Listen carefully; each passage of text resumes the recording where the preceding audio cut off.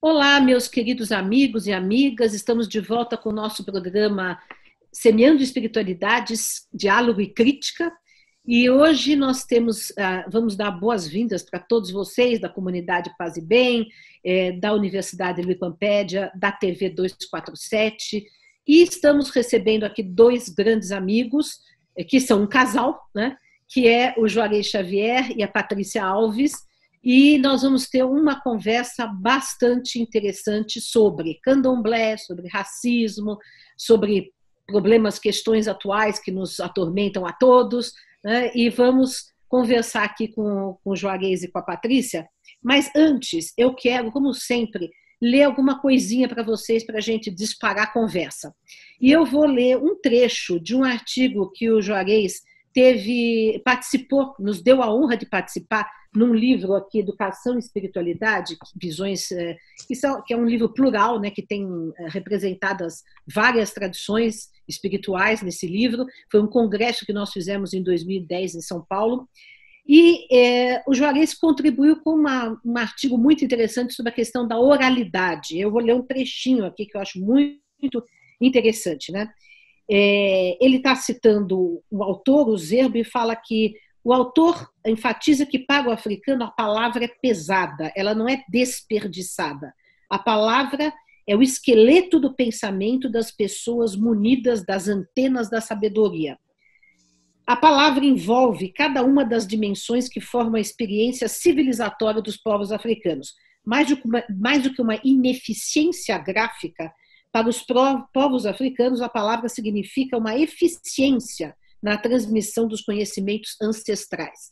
Isso é muito bonito e interessante porque nós, da cultura ocidental branca, estamos acostumados a toda a sabedoria está depositada nos livros, né? E na tradição afro, a sabedoria está nas pessoas, né? Na ancestralidade, na oralidade. Então vamos começar por aí. Sejam bem-vindos, Juarez e Patrícia. Tudo bem? Tudo bem, é um prazer estar contigo, Dora. É uma honra poder compartilhar contigo esse momento de debate, discussão e ideias, né, do que a gente tem pensado atualmente. Patrícia, olá. Você apresenta-se também, além da questão do currículo profissional, a sua espiritualidade, como você representa as tradições afro. Olá, é um prazer, obrigada. Uma honra estar aqui com você, Dora, uma honra estar aqui com vocês nesse encontro, nesse diálogo tão importante. Bom, eu sou a Patrícia Yassuru Alves, esse é o meu nome religioso, eu sou Yalorixá do Ilê Axé Yamiagbá, uma casa de tradição de matriz africana, e Ilê Axé Yamiagbá é a casa da minha mãe ancestral, né? Nós temos essa preservação da tradição e dos valores de tradição de matriz africana, olhando para essa matripotência ancestral, né? Eu sou pedagoga de formação, sou mestre em formação e educação pela FAAP da Unesp aqui em Bauru. Hoje eu também tenho a honra de presidir o Instituto Omolará, que é uma organização de mulheres negras. Ai, que beleza! Vamos falar sobre isso. Onde nós também temos a valorização dessa raiz, desses valores ancestrais, né? E trabalhando com toda essa questão da preservação dos valores e da questão da diversidade, né? Que é o que você traz aqui no canal, que você traz toda essa necessidade da gente pensar e olhar, né, para essas diversas formas de ver e de estar no mundo, né, de dialogar. Então, prazer estar aqui para a gente trazer esse diálogo. Olha que beleza que você está falando, que você está à frente dessa questão das mulheres negras, né, que a gente tem. Bom, nós temos tanta coisa a falar, vamos começar pelo começo. Oralidade, Juarez. O que eu vou falar da minha experiência. Eu sou uma pessoa que há muitos anos, desde a adolescência, estudo todos os tipos de tradições religiosas, gosto muito, acho que a gente só se enriquece, embora eu preserve a minha, que eu sou espírita, kardecista, mas eu gosto de todas as tradições, acho que todas são enriquecedoras. Mas quando a gente vai se debruçar, né, sobre as tradições afro-brasileiras, a gente encontra essa dificuldade de achar o que fazer. Se a gente não for a um culto afro, e para também ir a um culto afro, para compreender, ter muito bem a coisa, a gente tem que ser iniciado, né? Então, como que a gente... E aí a gente fica na mão dos antropólogos, que ficam relatando como que são as tradições afro. A gente não sabe se está bem retratado ou não, né? Comente um pouco sobre essa questão, né? Como que a gente que está de fora pode se apropriar, ou entender, pelo menos, ou dialogar com as tradições afro, nesse sentido, né? Tem alguns aspectos que eu acho que é importante, né? O primeiro é que a África é múltipla. Mesmo a África anterior à chegada europeia e à presença da colonização, ela tinha uma diversidade cultural extraordinária, né? Várias formas de você pronunciar o sagrado. Então, essa eu acho que é uma coisa interessante para que a gente possa compreender a diversidade, a multiplicidade que o território africano contém, que a África contém. A segunda coisa que eu acho que é importante é que em África houve um processo grande de migrações internas e depois intensificada com o processo de escravização em massa da população daquele continente. Então, você tem níveis diferentes de processos de encontros culturais. Você tem encontros culturais horizontais, eu gosto de usar essa expressão, entre os diversos povos africanos, a partir da expansão territorial, e você passa a ter também um encontro cultural que ele é muito mais verticalizado, né? Ele se dá muito mais a partir de uma ação imposta, de um processo violento de apropriação cultural.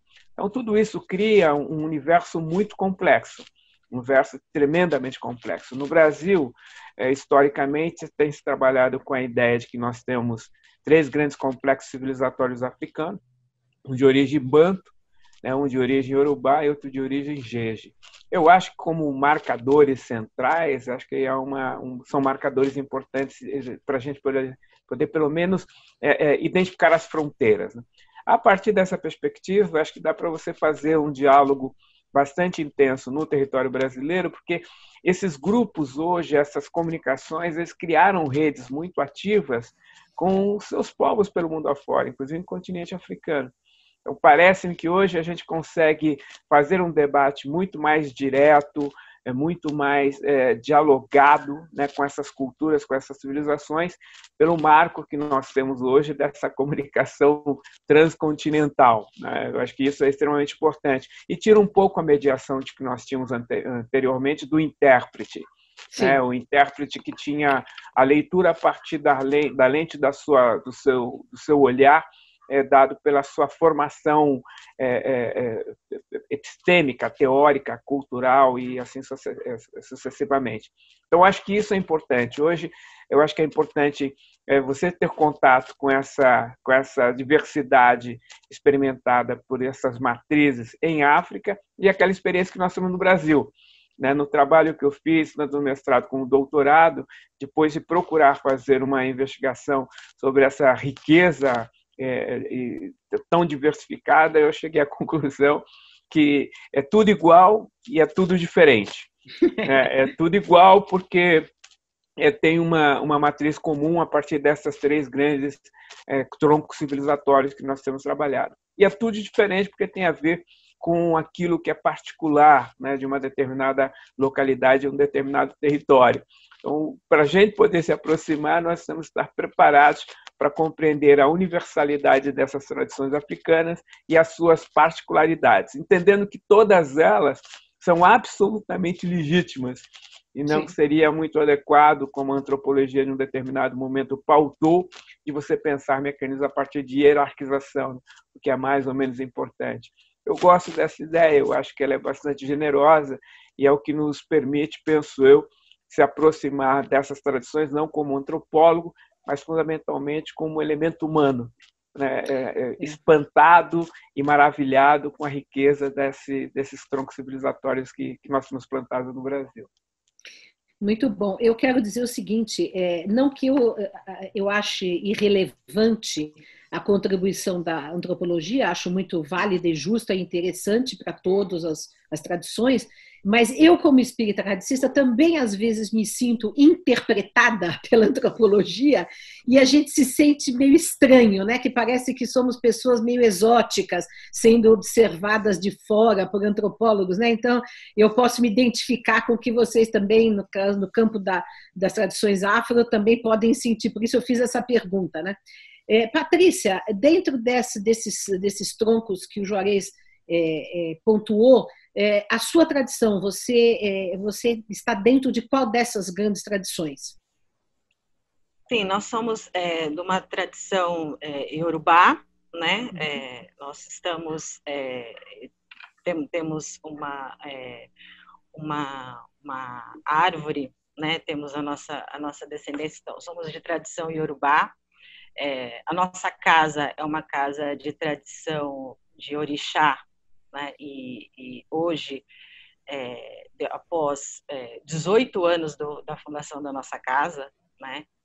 Nós preservamos, assim como eu falei, que é a casa da minha mãe ancestral, nós temos a valorização dessa matriz africana através da valorização e preservação dessa matripotência, né? Então nós preservamos a questão do feminino, né? E fazemos um trabalho de cultura de valorização desse feminino, né? É uma casa de Oxum, é uma casa que preserva, que traz esses valores, e é por isso que nós transbordamos, né? Essa questão da valorização através da leitura e da interpretação, e trazendo para a nossa convivência, da nossa vivência e da relação com todas as pessoas e com todas as filhas e filhos da casa, da leitura do que trazem esses mitos, do que trazem esses itãs, as histórias, né, que são contadas, e dessas histórias que são os nossos ancestrais e que são trazidas e preservadas durante todos esses tempos e que nos trazem a forma de viver e resistir e transformar e intervir na realidade e fazer essas transformações e viver de uma forma que a gente possa ensinar e aprender todos esses valores. Que bom. Faz 2 semanas nós fizemos aqui uma entrevista com 2 mulheres, uma pastora luterana e uma católica progressista que faz parte do movimento da economia de Francisco, porque nós discutimos aquela questão terrível, né, da menina dos 10 anos de idade, que vários fundamentalistas religiosos consideraram aquele aborto um crime, enfim, aquele absurdo. Mas a nossa conversa nos levou, entre mim e as mulheres, né? O Maurício ficou mais quieto, mas participou também. Foi essa questão do poder masculino, né, nas religiões também, né? E uma das coisas que que eu comentei é que eu andei lendo algumas coisas sobre o pensamento decolonialista, que fala que na África, né, no continente africano, haveria, né, uma ancestralidade matriarcal, né? Eu gostaria de ouvir vocês dois sobre isso, né? Como é que vocês veem essa questão, né? Quer começar, você? Tá. Nós temos assim, né? Desde que pensando, né, na criação do mundo, né, através, né, dos nossos livros sagrados e das nossas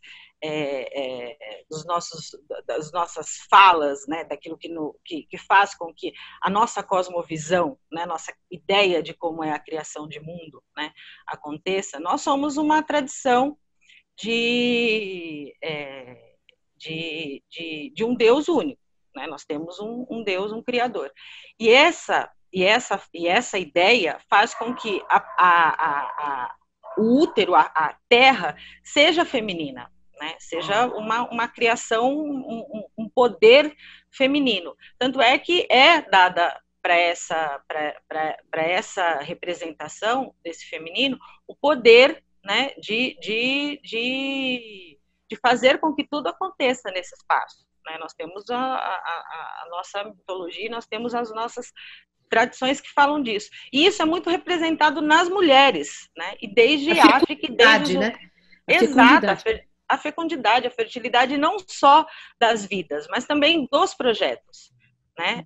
Da terra e das pessoas, né? Da vida das vidas acontecendo. Isso é muito bem representado por essas mulheres que atuam, né?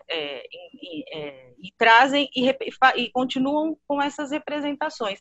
Então, nós temos as mulheres em sociedade, as formas como essas sociedades se organizam e a representação dessas mulheres, tanto em África, que nós herdamos, né? Em todos os espaços onde essas tradições, onde as tradições de matriz africana, elas foram ensinadas e aprendidas.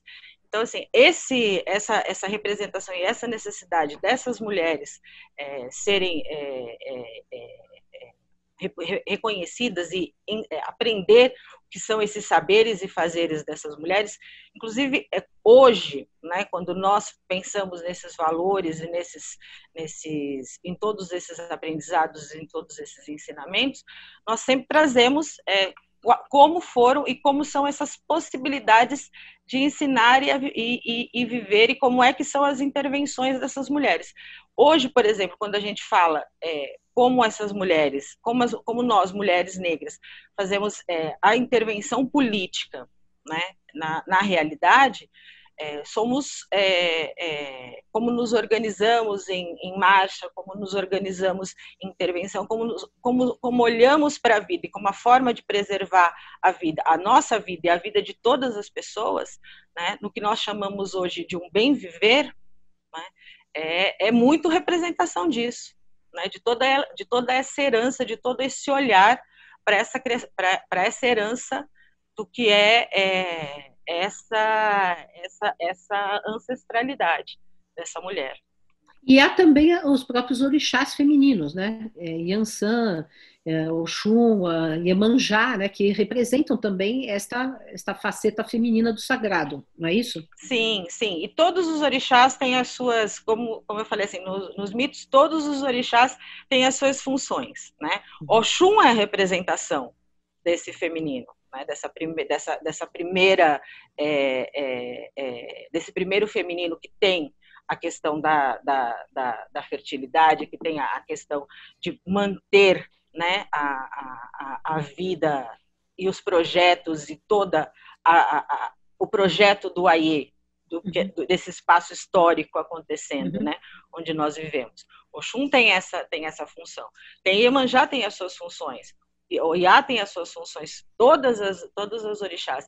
Como tem os orixás masculinos também têm as suas funções, né? Aí fica equilibrado, né? Não fica uma coisa patriarcal apenas, né? E tudo compreendendo isso. E uma coisa muito linda que acontece é que dentro dos terreiros, né, onde a gente faz a reprodução, né, que são os microcosmos, onde a gente consegue, onde a gente pretende e reproduz, né, esse espaço do sagrado, essa leitura, essa visão do sagrado na Terra, né, nós entendemos isso com todas as funções sendo entendidas e sendo atendidas, né? Essa é uma coisa bonita que a gente tem. Joaquim, você como dos orixás masculinos, como você vê isso tudo? Mas tem assim, dimensões importantes que, se nós formos trabalhar com a métrica que a gente vem desenvolvendo no Ocidente, ela não serve para a gente compreender esse fenômeno, né? Essa visão que a gente construiu é patriarcal, capitalista, supremacista branca. É necessário, acho que, ter uma compreensão mais ampla. Meu mestre de faca, né, que é onde eu sou iniciado, ele costuma brincar que os homens carregam o lixo, as mulheres carregam o axé. Mas você não pode acessar o axé se alguém não carrega o lixo, e o lixo é gerado para você acessar o axé. Então, gosto dessa ideia de complementariedade. Acho que tem uma dimensão cosmológica que implica isso, implica esse processo de conjugação, né, de complementariedade, né, são processos comuns, né, eles convergem numa determinada direção. A rigor, quando você pensa a estrutura do ponto de vista sociológico, você tem muito bem definida essa complementariedade, né, no espaço sociológico, no espaço social e nas funções envolvidas. Então, acho que essa ideia de complementariedade era fundamental, né? Compreendendo que o axé, que essa energia que motiva e mobiliza tudo, a fonte geradora dela, na compreensão que nós temos, é de caráter feminino. E a ação da complementariedade é manter esse processo em movimento, fazer com que esse processo se mantenha. Por isso que eu acho que a ideia mais adequada seria de complementariedade.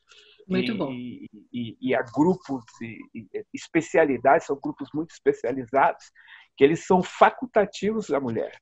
Facultativos da mulher. Né? Nessa ideia, né? Tem mitos que falam sobre isso, que eu acho muito importante. E tem ações que são facultativas do homem, né? Que você precisa ter essa articulação conjugada para que o sagrado se manifeste plenamente. Por isso que eu acho que essa leitura, às vezes, que nós temos, é muito mais pautadas nas nossas visões unilaterais de gênero, não cabem na observação, né? Porque a mulher não toca, né? Não é essa a questão, né? Porque o homem não deve carregar o bebê.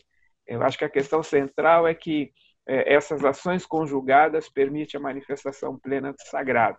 Eu gosto dessa ideia. E nessa dimensão, como a Patrícia apontou, da geração daquilo que expande, a mulher tem um papel fundamental, na Terra tem um papel fundamental, porque nada progride sem o axé feminino, né? Inclusive tem um mito maravilhoso chamado Xeturá, que fala sobre isso, né? A importância da presença da mulher para que todos os projetos se realizem. E aí o contrário daquela teologia cristã mal interpretada ou bem interpretada, não sabemos, porque há discussões, né, de que com a mulher está o pecado, né? Quer dizer, ao contrário, nesse caso, a mulher está com a axé, está com a origem da vida, né? Enfim, então é bem diferente. É muito interessante a gente se aproximar dessa abordagem. Mas nós estamos falando aqui das tradições afro e estamos vivendo num momento terrível no Brasil, não que outros momentos não tenham sido, né? Mas enfim, mas agora está havendo um retrocesso ainda maior em relação a racismo, a perseguições religiosas, né? Enfim, nós temos aí diversos casos. Alguns dias atrás houve esse caso da menina de 12 anos que perdeu, que foi tirada da mãe, porque a mãe estava iniciando a menina no candomblé, né? E agora eu soube que ela voltou, né, para a mãe, felizmente. A justiça funcionou, pelo menos nesse caso, né? Mas assim, como é que vocês veem esse recrudescimento? Vocês acham que existe realmente um recrudescimento da perseguição? Eu sei que sempre houve a perseguição, né, contra essas religiões afro no Brasil. Mas agora, nesse momento de maior fundamentalismo, vocês sentem que há uma piora nesse sentido? Eu não acho que há uma piora, eu acho que é isso, há uma maior visibilidade, né, de tudo que a gente passa, porque assim nós estamos em movimento há muito tempo contra isso, né? Sim. Hoje o que a gente tem como chamado de racismo religioso, né, que é o quê? Que é uma das manifestações do racismo em relação à questão, né, da religiosidade de matriz africana, né, das tradições de matrizes africanas, né, que hoje, lógico, que hoje que a gente com essa questão do fundamentalismo e com também, né, ao fundamentalismo, mas também há uma vigilância maior, né? Nós estamos também vigilantes e existem também outros espaços mais vigilantes, né? Como a gente tem eu acho que a nossa rede, né, desse movimento que a gente chama de antirracismo, também existem outros espaços olhando e observando isso, e que também isso é um ganho desses anos de luta que a gente vem fazendo. Sim. Em relação a isso, né? Porque nós tivemos vários, né? E das nossas mais velhas, Nós tivemos assim outros espaços sendo destruídos, outros espaços sendo, né, as mulheres perdendo o seu direito a estar com seus filhos, a estar nos seus espaços, perdendo mesmo e sendo destituídos, inclusive, pelo poder público. Então, né? São questões graves, né? Hoje nós temos pessoas advogando em relação a isso, que fazem muito mais, tem muito mais inserção, né? Tem a questão da legitimidade, tem a questão do poder e tem a questão da influência. Isso é muito mais interessante, né? Mas esse processo todo é um processo que eu acredito que seja um ganho da nossa luta de muito tempo. Muitas pessoas, né, estão já à frente desse processo, porque nós temos né, nos espaços do Rio de Janeiro, por exemplo, né, não se podendo, com a questão do crime organizado se aproximando, né, desse fundamentalismo religioso evangélico, neopentecostal, dando nome aos dois.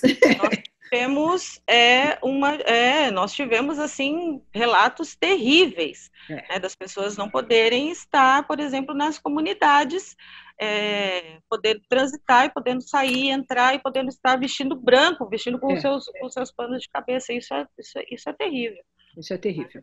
Agora, eu estou extremamente satisfeita com a visibilidade que o nosso amigo comum, Silvio Almeida, está adquirindo aí, falando sobre o racismo estrutural, etc. Eu queria que você comentasse um pouco com a gente que o ano passado você sofreu uma agressão séria racista, né? Como é que foi isso? Que fim levou, né? Como é que foi que foi noticiado? Até na época me lembro que conversei um pouco com você pelo Facebook, mas conte aqui para a gente como é que foi isso, né? Eu sei que cada um tem 1000 histórias para contar, mas isso foi tão recente e foi de uma maneira tão agressiva, né? Foi tão violenta.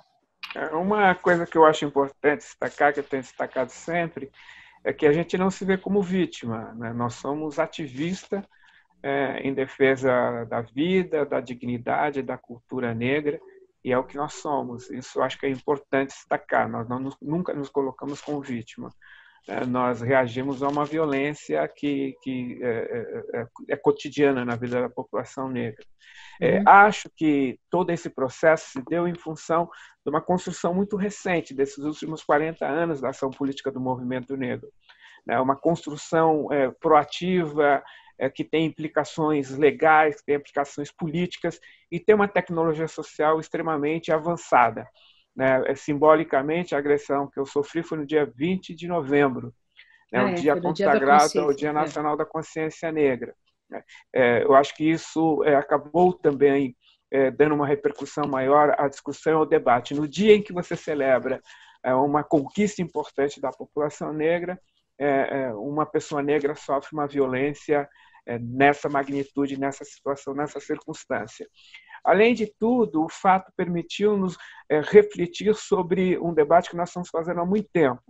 Foi uma conquista importante a criminalização do racismo na Assembleia Nacional Constituinte de 1988, mas nós temos vivenciado uma experiência em que, ao lavrar o processo, ele se dá nas delegacias, e a partir de pessoas que muitas vezes não têm a convivência com o debate étnico-racial, não tem uma reflexão sobre esse campo. E, ao invés de tipificar como racismo, vai tipificar como injúria racial. Isso muda profundamente a natureza do problema. O racismo ele é inafiançável, a injúria é afiançável. Por isso que você tem uma tipificação muito grande de casos dessa natureza e você não tem pessoas condenadas por racismo no Brasil. Há uma reflexão muito importante feita pelo advogado Edio Silva, que foi quem advogou em favor da mãe dessa menina, que restituiu a guarda dela. Ele tem feito um trabalho muito importante nesse campo da tradição religiosa, de matriz africana, e ele tem discutido muito seriamente isso, numa arguição, inclusive, que ele participou no Supremo Tribunal Federal. Injúria e racismo são equivalentes. Então, nesse caso da violência que nós sofremos, é o que nós queremos assegurar. que foi um crime de racismo e que foi uma tentativa de homicídio, não foi lesão corporal. Você foi esfaqueado, não foi? Você recebeu facada, não foi? Isso, levei facadas nas costas e no ombro. Instituímos um advogado, que é aqui de Bauru, né? Maurício Ruiz, que tem acompanhado o processo em função da pandemia, esses processos internos, como é que eles estão transitando, estão mais morosos do que costumam ser, mas a nossa tentativa é de retificar como sendo um crime de racismo e tentativa de homicídio. É o que nós estamos discutindo, é o que nós estamos pleiteando, é o que nós estamos perseguindo, né? Compreendendo que pode ser um momento importante para o debate político que nós estamos vivendo no Brasil. Nós estamos vivendo um recrudescimento do discurso racista, né? Sinalizado até pelo poder executivo central do país. Isso é um dado bastante significativo. Isso vocalizou a ação da violência e grupos sociais estão se apropriando dessa vocalização para praticar a violência. Então, foi um ato que não é isolado, foi uma pessoa na rua com uma faca, mas uma pessoa que estava imbuído da autoridade de caráter proto-fascista, de que tem o direito de violar direito de outras pessoas pela sua origem étnica racial, pela sua tradição religiosa, o gênero, exatamente, né? Então, essa é uma questão que parece-nos importante fazer o enfrentamento, porque acho que a gente está vivendo um ponto de mutação importante, em que fazer a afirmação desses direitos é fundamental.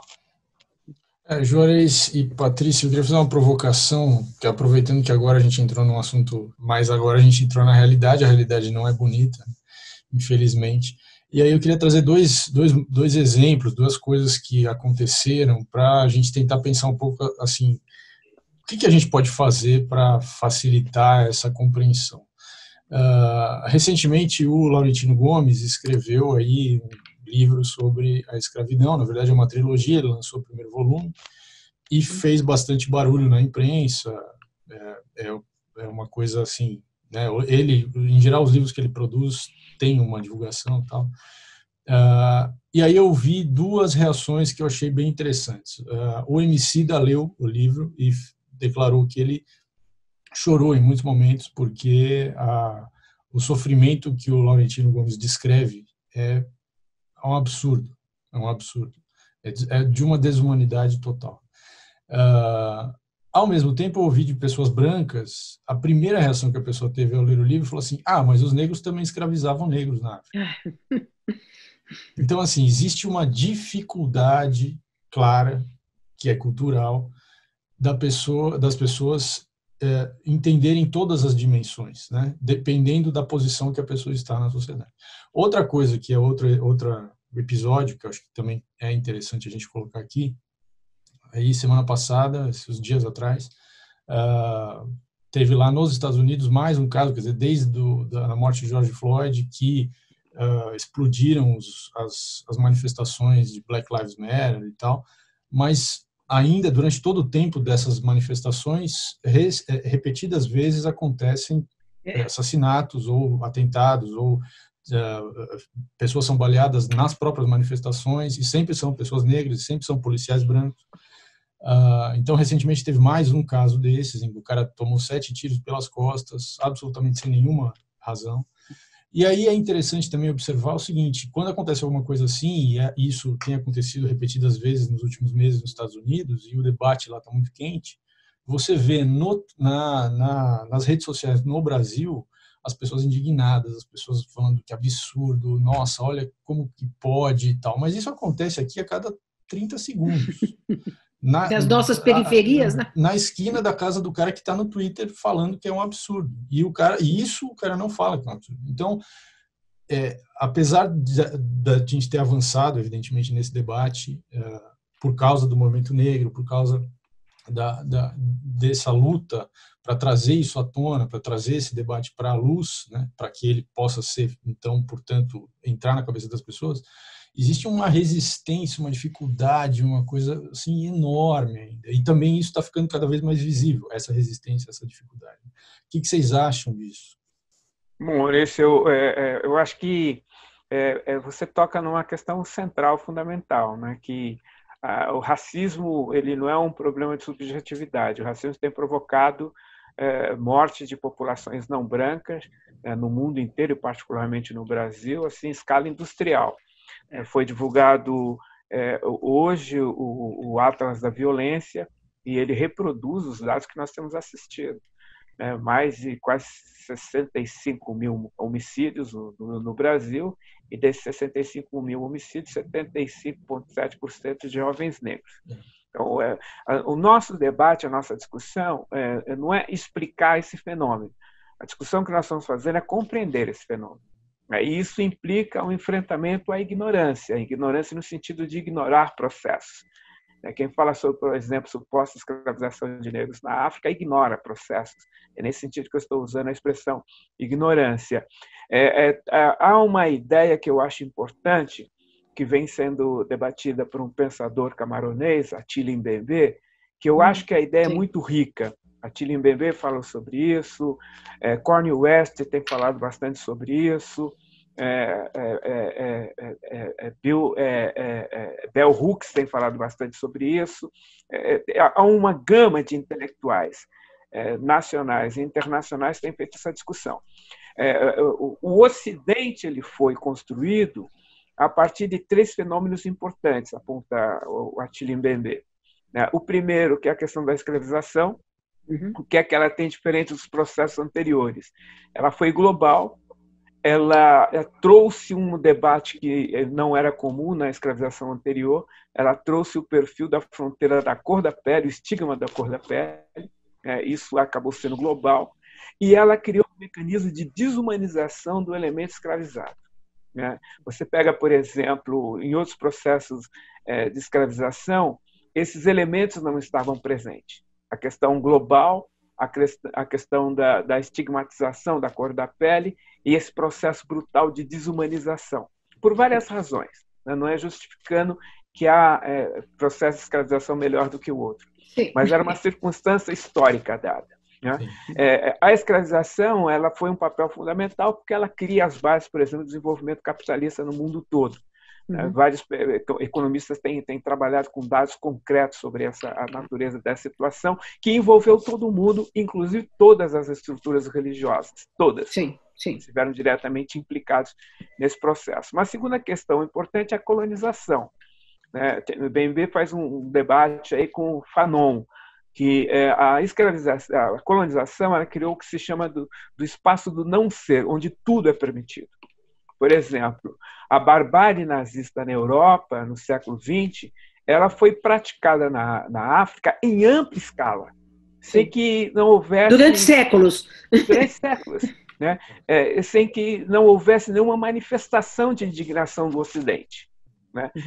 Porque você está fazendo agora na chamada Europa educada, civilizada e destruindo vidas de pessoas brancas.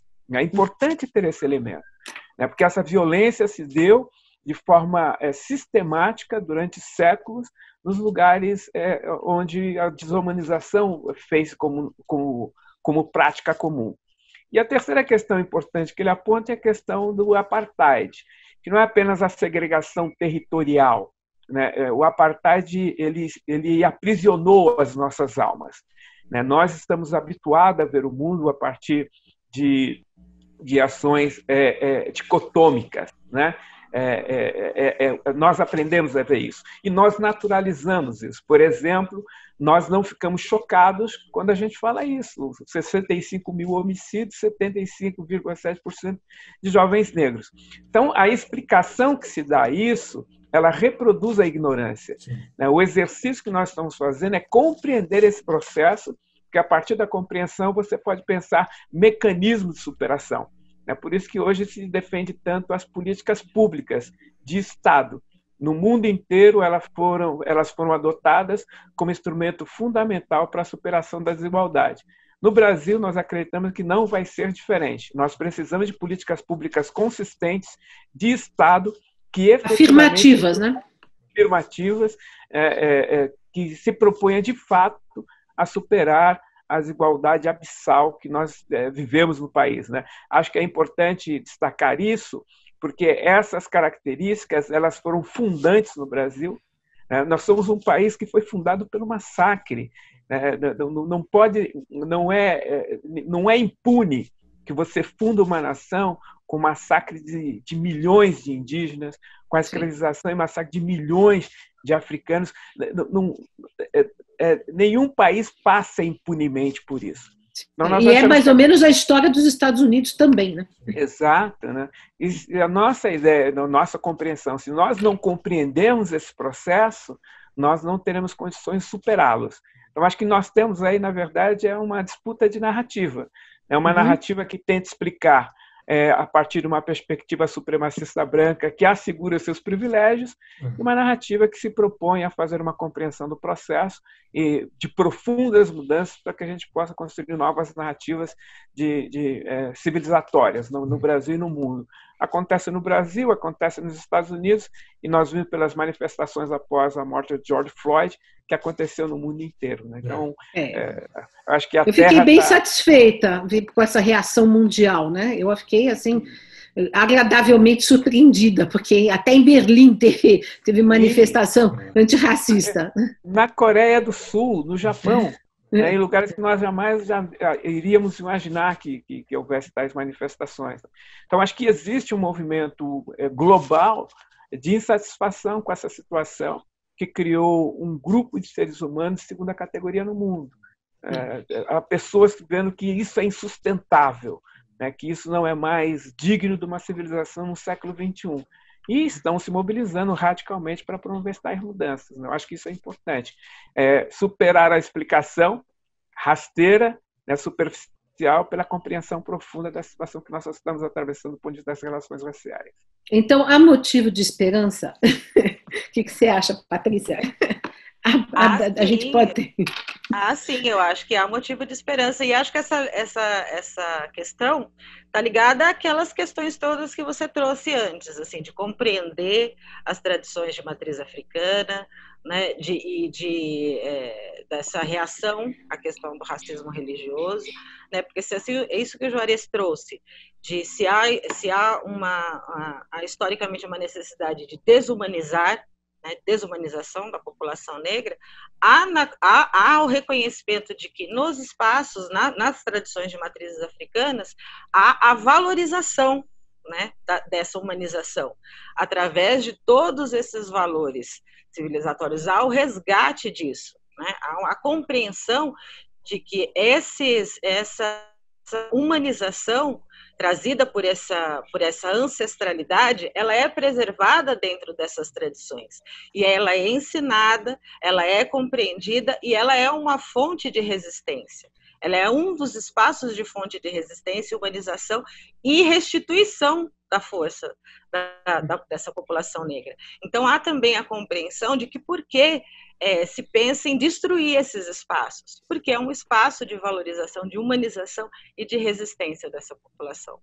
Né? É uma voz, né? É a voz que se recupera socialmente e que deve compor a diversidade dos povos, né? Há esse espaço, assim, as experiências narram isso, né? Lélia Gonzalez narra isso para a gente, né? Diz assim que é o espaço do terreiro que traz para ela também a força de ser uma mulher combativa, ativista, e de se compreender a sua identidade, trazer a força, e ela é uma das referências para a gente. Então, assim, nós temos as nossas referências, que são as pessoas e as mulheres e os homens de dentro dos espaços de terreiro, mas nós também temos essas pessoas que também compreenderam que o espaço de tradição é importante, e elas também estiveram nos espaços de combater, né, socialmente. Então, assim, politicamente. Então, assim, nós temos essas forças, né? Então, entender que é um espaço de humanização, esses espaços de tradição, é compreender que é daí que a gente consegue os saberes e fazeres para uma resistência e para ter essa esperança também, né? Para ensinar outros espaços. Nós estamos chegando quase ao fim do nosso tempo, infelizmente a coisa corre, né? A gente vai falando, tanta coisa interessante, tanta coisa a ser dita. O que acha? Eu queria fazer uma pergunta. Eu me identifico muito com a cultura negra, né? Inclusive gosto de cantar spirituals norte-americanos, gosto muito. E às vezes eu me sinto intimidada, até que ponto, como branca, eu posso falar do assunto, porque tem hoje em dia essa coisa de lugar de fala, né? Então, como é que vocês veem isto, né? A participação do branco nessa luta antirracista, porque eu faço, assim, me empenho também nesse sentido, porque eu acho o racismo, assim, absolutamente absurdo, né? Enfim. Como é que vocês veem essa participação? O branco pode falar nesse assunto e pode dar a sua contribuição, ou, digamos, pode ser o seu apoio, a sua militância nesse sentido? Antes de falar, eu gostaria de lembrar essa fala belíssima que a Patrícia fez de falar sobre as tradições como sendo uma cápsula civilizatória, né, que tem preservado a retroalimentação da vida. Maravilha isso, maravilhoso. Eu gosto muito da visão que o Cornel West tem sobre a apropriação cultural. Sinteticamente, ele dizia o seguinte: espantava ele observar os seus alunos brancos chegando na sala de aula com as roupas, com as estéticas dos jovens negros, com a fala dos jovens negros, com a cultura dos jovens negros. Mas ele ficava mais espantado ainda que esses jovens brancos não se solidarizavam com a luta dos jovens negros. Então, essa apropriação cultural que ele apontava importante, né? Eu quero ter a sua roupa, quero ouvir a sua música, quero falar a sua gíria, mas eu não vou para a rua para poder fazer a defesa dos seus direitos e denunciar a violência que você sofre. Essa discussão eu acho que é importante. Esse debate que eu acho que é importante. Há uma tese generalizada pela visão negra de enfrentamento ao racismo pelo mundo afora, que acho que é importante você ter nas sociedades multirraciais uma população branca antirracista. Muitos teóricos têm defendido essa ideia. Você precisa ter um grupo de pessoas na sociedade que se manifestem contra o racismo. No Brasil, não basta não ser racista, como sinalizava a Angela Davis, no Brasil é necessário militar contra o racismo. Exato. Não é apenas não ter atitudes não racistas. Então é difícil você ter isso se você não considerar que existe um papel importante para a população branca na luta contra o racismo. Eu achei maravilhoso um cartaz que eu vi numa manifestação em Nova York, uma menina branca, muito jovem, menina de 15, 16 anos, com um cartaz que dizia o seguinte: a omissão da população branca no enfrentamento ao racismo produz morte em escala assustadora de jovens negros. Eu acho que esse debate nós temos que fazer no Brasil também. Ao fazer isso, enfrentar o privilégio que a população branca tem tido do acesso ao direito à vida, questionar isso e se envolver na luta política contra essas violências. Aí sim eu acho que nós teremos condições de poder fruir desses grandes legados civilizatórios que são de matrizes culturais africanas ou de outros povos, de uma forma que a gente não faça uma apropriação hierarquizada, desrespeitosa. Eu gosto muito sempre de uma fala que um mestre da Patrícia me ensinou, que ele dizia o seguinte: não é que eu não posso fazer, eu devo me perguntar, eu devo fazer? Por exemplo, se eu estou numa roda, as pessoas decidem fazer uma dança circular de matriz indígena. Eu me pergunto, eu devo fazer? Fora do contexto, fora das circunstâncias na qual essa civilização constituiu essa maravilha de manifestação cósmica. Eu acho que essa é uma questão importante. Restitui para nós a nossa responsabilidade ética deontológica. Eu devo. Se a resposta for positiva. Não, porque é como no campo religioso, né? A gente pode respeitar, amar todas as religiões sem perder a própria identidade, sem querer se apropriar, sem fazer uma salada mística de tudo, né? Exato. Então, né? Eu gostaria de dizer o seguinte, né? Ninguém gostaria de ver degradada a figura do rabino, né? A figura do mulá, ninguém gostaria de ver isso, né? Eu acho que isso é importante. Exato. Agora, nós só teremos uma sociedade de fato igualitária quando todos os componentes dessa sociedade, sejam brancos, negros, indígenas, amarelos, o que for, forem antirracistas, né? Então todo mundo tem que militar por isso, né? Dentro do respeito à diversidade, cada um dentro da sua tradição. Olha, agradeço muitíssimo. Nós começamos falando sobre a importância da oralidade, não é? Das palavras. Sim. Nós acreditamos que as palavras constroem cenários. Não é? E os cenários que a gente constrói com essas palavras são cenários onde a gente atua. Não é? Exato. Que cenários nós queremos construir? Né? Sempre pensando nesse eu devo, nesse eu posso. Né? E que cenários são esses melhores a se construir para a gente atuar? Né? Que cenários nós queremos? Nós queremos esses cenários onde as pessoas vivam, onde todos os corpos vivam e vivam bem. Né? Uhum. E assim eu penso de que forma eu devo atuar.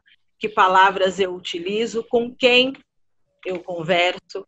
Né? Porque o problema não é eu falar, né? É com quem eu falo e se eu falo por outra pessoa ou se eu falo com as pessoas.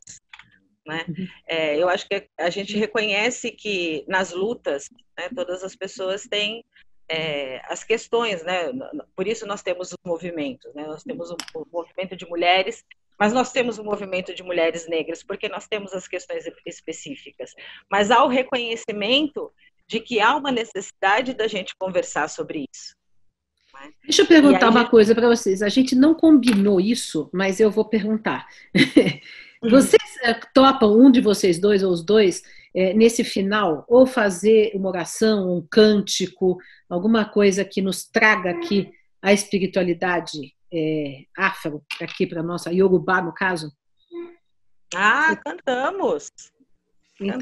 Então vamos lá, para a gente terminar aqui dentro desse axé. Vamos cantar, cantamos um agololaro. Vamos fazer um canto para Oxum, onde a gente pede prosperidade, axé, né? Agololaro, irão, aro, arogololosu, iraum, osu, leke, leke, lolefum, iraum, efum, eminule que odami o maraum o axé, maraum ile, axé, maraum omó, axé, iami, eu, oxum lá, eba le, axé nijina. Iami, Oxum lá, eba le, axé nijina. Que lindo, muito bonito. A Deus, essa maravilhosa da fertilidade. Olha, até me emocionou. Muita prosperidade. Muito bonito. Agradeço muito a participação de vocês. Uma outra ocasião a gente vai chamar vocês de novo, tá bom? Muito obrigada. Foi um diálogo altamente estimulante e enriquecedor para todos nós. Um grande abraço, ficamos por aqui. Abraço para você também, Dora. Abraço para você, Maurício. Axé, um grande abraço.